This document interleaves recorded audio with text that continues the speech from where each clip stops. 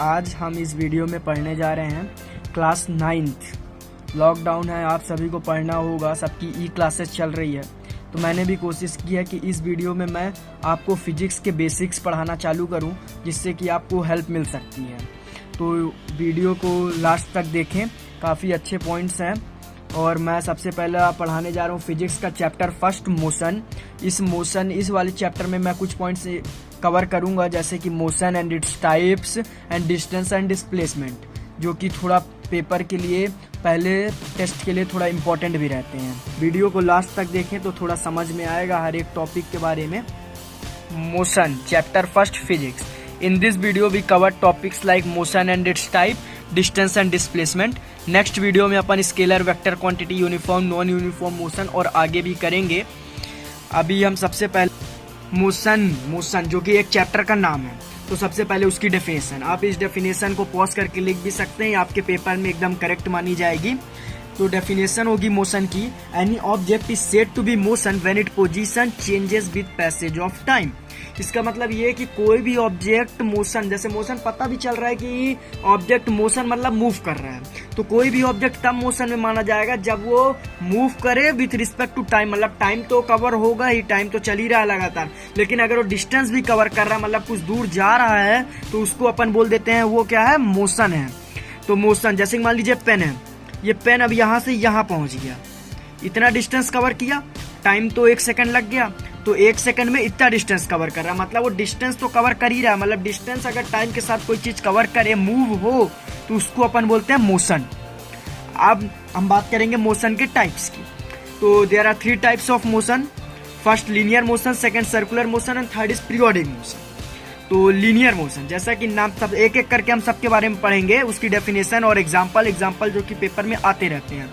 सबसे पहले linear motion. The body has linear motion if it moves in a straight path.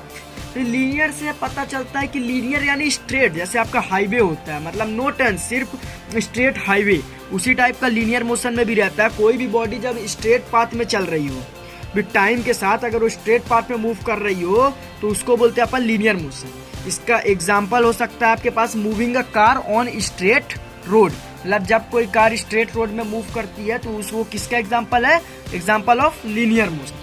Second आता है अपने पास टाइप्स ऑफ मोशन में, that is circular motion. Circular motion में आता है, a body has circular motion if body moves in circular path. Example हो सकता है आपका मोशन ऑफ इलेक्ट्रिक फैन। मतलब कोई भी बॉडी सर्कुलर, मतलब सर्कुलर पाथ में रोटेट कर रही हो, घूम रही हो, एकदम सर्कल, लाइक आप फैन को देख सकते हैं, ये एकदम सर्कल घूम रहा है, मतलब ये हमेशा रोटेट कर रहा है, तो सिर्फ सर्कुलर पाथ में ये रोटेट कर रहा है, मतलब और कोई पाथ उसका टर्न नहीं हो रहा है, वो हर बार सर्कुलर मोशन में ही जा रहा है, उसको बोलते हैं अपन सर्कुलर मोशन।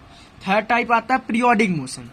तो पीरियोडिक मोशन में, a body has periodic motion if it moves in to and fro about any fixed position. मतलब उसका होता है कि उसके आगे और उसके पीछे अगर कोई भी रोटेट करे, कोई भी ऑब्जेक्ट, बॉडी ऑब्जेक्ट सब एक ही चीज है, उसको बोलते हैं अपन पीरियोडिक मोशन। इसका एग्जांपल आपने देखा होगा पेंडुलम, वॉल क्लॉक में, जैसे कि ये कोई एक फिक्स पॉइंट है, तो इसके एक बार ये आगे जाए, फिर यहाँ से कवर करते हुए फिर पीछे जाए, फिर आगे, फिर पीछे, इस टाइप के को बोलते हैं अपन पीरियोडिक मोशन।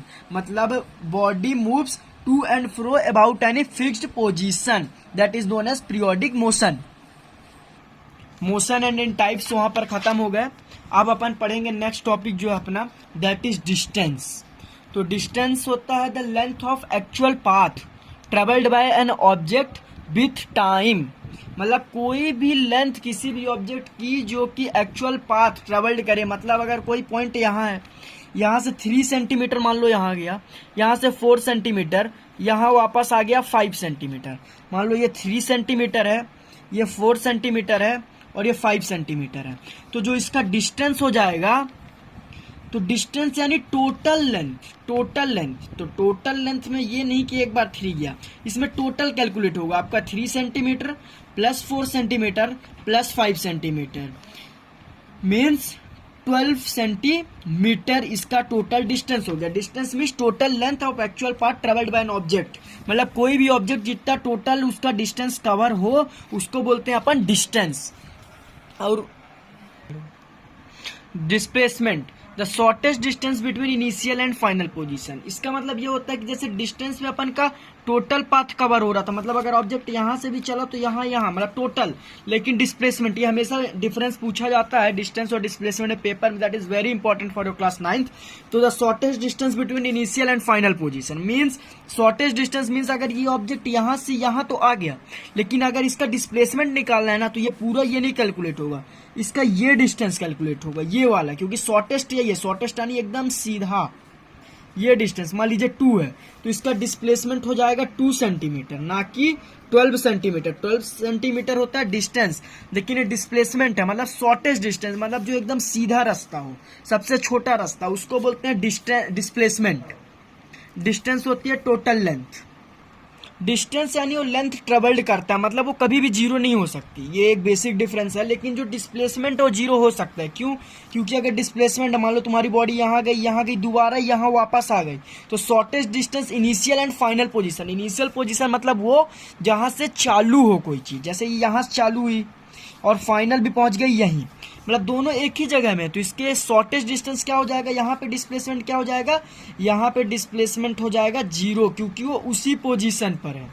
वो किस पोजीशन पे है? उसी पोजीशन पे आके रुक गया। यहाँ पे इनिशियल पॉइंट था ये, this is initial point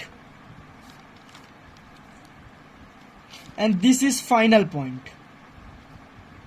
So difference between initial and final point, distance between initial and final point, that is known as displacement and the total length is distance.